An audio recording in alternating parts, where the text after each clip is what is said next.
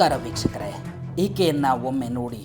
ಇನ್ಸ್ಟಾಗ್ರಾಮ್ನಲ್ಲಿ ತಾನೊಬ್ಬಳು fashion designer ಅಂತ ಈಕೆ ಯಾವಾಗಲೂ ಪೋಸ್ ಕೊಡ್ತಾಳೆ. ಈಕೆಯ ಹೆಸರು ಪಾರ್ವತಿ ಪಾರ್ಥಿಬನ್ ಅಂತ. ಇಂತಹ ಪಾರ್ವತಿ ಮೊನ್ನೆ ವೈಯಾಲಿಕಾವಲ್ ಠಾಣೆಗೆ ದೂರು ನೀಡಿ ತನಗೆ ಸಂತೋಷ್ ರೆಡ್ಡಿ ಎಂಬಾತ ಕಿರುಕುಳ ನೀಡ್ತಾ ಇದ್ದಾನೆ ಎಂದು ಆರೋಪಿಸಿದ್ದಳು. ಆದರೆ ಈಗ ಈ ಪಾರ್ವತಿಯ ಕಳ್ಳಾಟ ಬಯಲಾಗಿದೆ.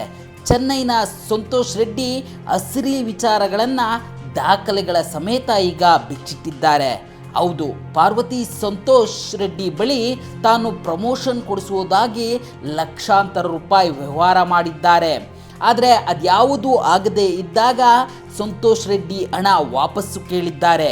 ಹಣ ವಾಪಸ್ಸು ಕೊಡದೇ ಇದ್ದಾಗ ಸಂತೋಷ್ ರೆಡ್ಡಿ ಚೆನ್ನೈನಲ್ಲಿ ದೂರು ನೀಡಿ FIR ಕೂಡ ದಾಖಲಾಗಿದೆ. ಅಲ್ಲದೆ ಈ ಪ್ರಕರಣದಲ್ಲಿ ನಿರೀಕ್ಷಣಾ ಜಾಮೀನು ಪಡೆಯಲು ಪಾರ್ವತಿ ಮದ್ರಾಸ್ ಹೈಕೋರ್ಟ್ ಮೊರೆ ಹೋಗಿದ್ದಾಳೆ. ಆದರೆ ಈಗಾಗಲೇ ಪ್ರಕರಣ ದಾಖಲಾಗಿ FIR ದಾಖಲಿಸಿರ್ತಕ್ಕಂಥ ಚೆನ್ನೈ ಪೊಲೀಸರು ತನಿಖೆಯನ್ನು ನಡೆಸ್ತಾ ಇದ್ದ ಕಾರಣ ಈಕೆಗೆ ನಿರೀಕ್ಷಣಾ ಜಾಮೀನು ಕೊಡೋದಕ್ಕೆ ನಿರಾಕರಿಸಿ ಈಕೆಯ ಅರ್ಜಿಯನ್ನು ವಜಾ ಮಾಡಿದೆ.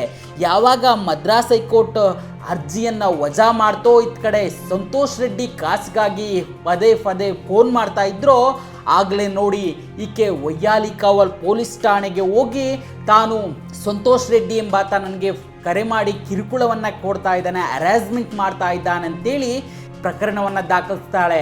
ಕೂಡಲೇ ವೈಯಾಲಿಕಾವಲ್ ಠಾಣೆ ಪೊಲೀಸರು ಚೆನ್ನೈನ ಸಂತೋಷ್ ರೆಡ್ಡಿ ಅವರಿಗೆ ಒಂದು ವಾಟ್ಸಪ್ ಮುಖಾಂತರ ನೋಟಿಸನ್ನು ಕೊಟ್ಟು ವಿಚಾರಣೆಗೆ ಬರೋದಕ್ಕೂ ಕೂಡ ಹೇಳ್ತಾರೆ. ಈಗ ಸಂತೋಷ್ ರೆಡ್ಡಿ ಅಸಲಿ ವಿಚಾರಗಳನ್ನು ದಾಖಲೆ ಸಮೇತ ಹೊರಗಡೆ ಹಾಕಿದ್ದು, ಈಕೆ ಲಕ್ಷಾಂತರ ರೂಪಾಯಿ ಹಣವನ್ನು ಇಸ್ಕೊಂಡು ವಂಚನೆ ಮಾಡಿದ್ದಾಳೆ. ಈಕೆ ಮೇಲೆ FIR ದಾಖಲಾಗಿ ಈಕೆಯ ಬ್ಯಾಂಕ್ ಅಕೌಂಟನ್ನು ಫ್ರೀಸ್ ಮಾಡಿ ಪೊಲೀಸರು ತನಿಖೆ ನಡೆಸ್ತಾ ಇದ್ದಾರೆ. ಹೀಗಾಗಿ ಈಕೆ ಕಿರುಕುಳ ಕೊಡ್ತಾ ಇದ್ದೀನಿ ಅಂತೇಳಿ ಆರೋಪ ಮಾಡ್ತಾ ಇದ್ದಾಳೆ ಅಂತೇಳಿ ಬಹಳ ಸ್ಪಷ್ಟವಾಗಿ ಹೇಳಿದ್ದಾಳೆ. ಸದ್ಯ ವೈಯಾಲಿಕಾವಲ್ ಠಾಣೆ ಪೊಲೀಸರು ಸಂತೋಷ್ ರೆಡ್ಡಿಗೆ ನೋಟಿಸನ್ನು ಕೊಟ್ಟಿದ್ರೆ, ಇತ್ತ ಚೆನ್ನೈನ ಪೊಲೀಸರು ಪಾರ್ವತಿ ಪಾರ್ಥಿಬನ್ಗಾಗಿ ಹುಡುಕಾಟವನ್ನು ನಡೆಸ್ತಾ ಇದ್ದಾರೆ.